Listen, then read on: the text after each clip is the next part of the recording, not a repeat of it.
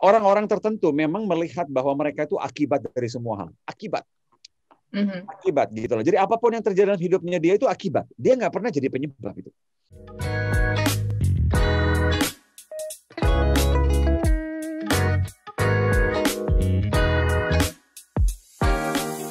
Oke. Sebelum kita ke YouTube yang sudah banyak responnya, Pak Hing, mungkin kita bahas dulu tips yang ketiga, silakan. Tips yang ketiga. Nah, selain dua tadi, sikap yang seringkali yang dari entah pengalaman saya pribadi, terus juga orang-orang di sekitar saya, terus klien-klien dan lain-lain, yang juga seringkali jadi pembicaraan di mana-mana itu adalah orang-orang yang senang sekali ngambil peran sebagai korban gitu loh. Korban. Nah, jadi gini. Orang-orang tertentu memang melihat bahwa mereka itu akibat dari semua hal. Akibat gitu loh. Jadi apapun yang terjadi dalam hidupnya dia itu akibat. Dia nggak pernah jadi penyebab itu. Jadi kalau misalnya let's say dia telat hari ini gara-gara dia telat bangun, akan ada yang disalahkan tidak bangunin dia. Akan ada yang disalahkan bahwa di jalanan itu macet bukan gara-gara dia. Ya kan gitu loh. Orang-orang tertentu yang menjadi korban apapun. Nah, akibat orang-orang yang mengambil diri sebagai akibat untuk apapun yang terjadi dalam hidupnya dia. Kalau kita sering-sering, kenapa saya bilang coba dah sebisa mungkin menghindari orang-orang kayak begini. Mereka itu sebenarnya bukan cuma sekedar curhat. Mereka itu kampanye untuk mencari pendukung bahwa dia ini korban, gitu loh. Dia ini korban. Dan kalau sering kita dengarkan, kita kalau tidak setuju sama mereka malah clash dan musuhan misalnya, ya kan gitu loh. Nah, tetapi kalau kita tidak menyatakan ketidaksetujuan kita, mereka menganggap bahwa kita setuju dengan yang mereka katakan bahwa dia ini korban, gitu loh. Nah, saya bilang sama Audrey, wah ini memang nggak benar ini. Pokoknya ini atasan saya itu nggak benar untuk kita dikasih kerjaan begini. Bawaan saya ngomong ke Audrey bilang, oh gitu ya. Nanti saya cerita kepada yang lain, saya bilang, tuh Audrey aja setuju loh dengan perkataan saya loh. Padahal Audrey tidak merespon. Audrey hanya dengar doang. Nah, kalau Audrey bilang enggak, musuh kita. Musuh. Benar. Malah Audrey yang enggak beres. Bagi saya itu enggak beres tuh Audrey itu. Masa begini itu dibela mereka itu. Padahal kan jahat sama saya. Loh, bukan jahat. Dia yang mengambil posisi sebagai korban, semua orang itu seolah-olah menyerang dia. Gitu loh. Bahkan kita yang tidak setuju pun dianggap membela orang yang dianggap menyerang dia. Padahal nggak ada orang yang menyerang dia. Nggak ada. Ada. Ini halusinasi semuanya. Halu. Gitu loh. Nah, jadi sebisa mungkin kalau mau tetap waras, ya kurangi saja berinteraksi dengan orang-orang yang memang sering bermain korban kayak begini gitu loh. Ya, kayak orang di seluruh dunia kayaknya nggak punya kehidupan selain tiap hari mikirin gimana nyerang dia gitu kan. Padahal masih banyak kerjaan ya Pak Hing ya. Banyak kerjaan. Jualan, masih banyak jualan, bisnis masih pengen dilakukan. Ini pikiran dia bangun tidur. Seluruh dunia harus mikir gimana ngerjain orang ini. Hebat banget ya.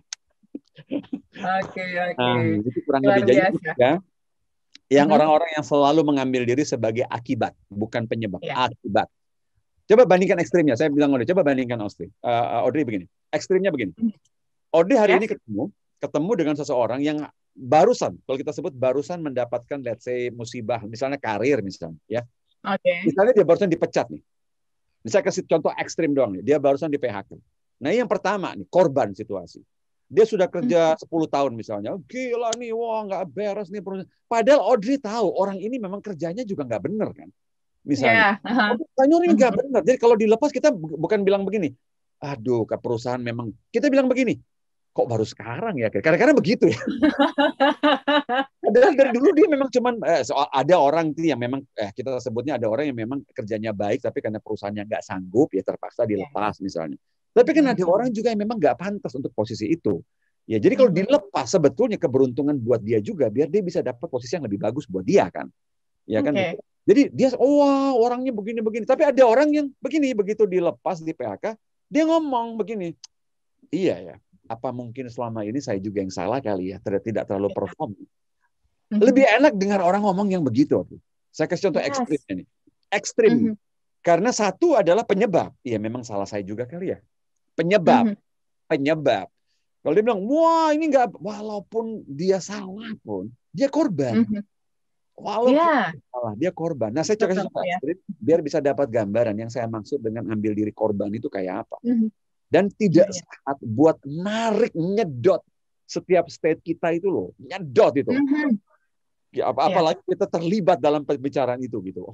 Wah, langsung rasa didukung ya Pak Hing ya. Oh, betul. Kampanye Ah, dia itu. dapat power. Oke. Kita Itu yang ketiga. Dan hari ini kita masih membahas 4 sikap orang lain yang sebaiknya kita jauhi supaya kita tidak terpengaruh ya hal-hal yang buruk yang dibawa oleh orang tersebut. Kita masuk ke tips yang keempat, Pak Hing. Ini Yang keempat. perbincangan kita, tapi aduh waktunya sayang sekali, silakan. Nah, yang keempat ini yang kalau saya kasih semacam apa ya dua posisi, kita menghadapi sehari-hari orang yang senang give dan orang yang senang take gitu loh. Give dan take. Nah, yang saya rekomendasikan tidak terlalu banyak diajak gaul sehari-hari. Ingat, tetap berteman loh ya, tetap berteman tidak diintim. Adalah ya orang-orang yang memang hobinya take gitu loh, take, ambil, nuntut, minta, ambil, nuntut, minta. Karena nggak bakal habis. Perhatikan baik-baik. Orang-orang yang selalu nuntut, minta, ngambil, nuntut, minta, nggak bakal habis, Audrey, sebenarnya nggak bakal habis. Dan ada satu istilah yang paling bagus yang saya dengar, yang saya pakai di dalam kehidupan saya ini begini. Kita bagi orang-orang yang senangnya ngambil, senang take, senang nuntut, kita tidak bisa bahagiakan mereka walaupun kita kasih berlebih-lebihan karena selalu kurang. Kurang ya. Karena mereka selalu melihat apa yang kurang dalam diri mereka. Mereka nggak bakal happy dengan bahkan pemberian kita sekalipun. Mereka happy-nya momen saat kita berikan. Menit berikutnya udah nggak happy gitu loh. Karena itu seolah-olah kita harus keep up gitu loh. Berarti kita harus terus mengupdate pemberian kita. Karena mereka selalu mengupdate kekurangan mereka gitu loh. Nah, karena itu capek.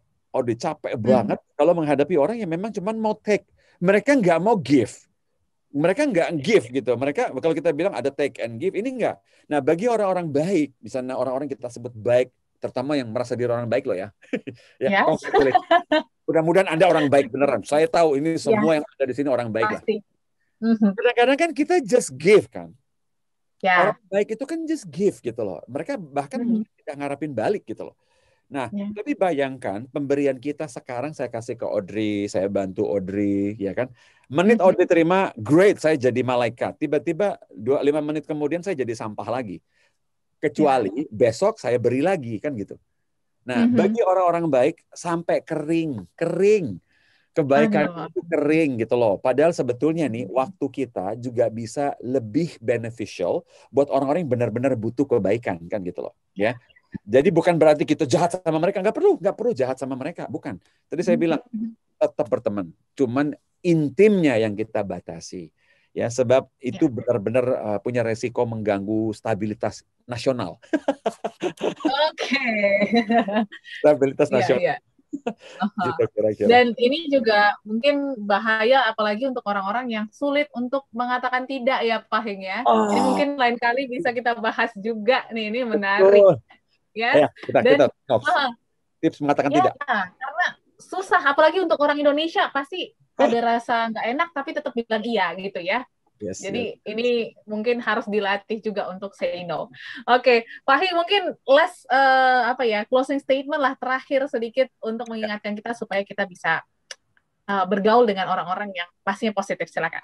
Nah, jadi Smart Listener, sahabat Sonora, dimanapun Anda berada, siapapun yang join dengan ini, entah di YouTube ya, sehari-hari kita ingin dalam state produktif kita ingin produksi, kita ingin bisa happy, kita ingin bisa melakukan berbagai kegiatan kita dengan fit, mental yang fit dan juga dengan body yang fit.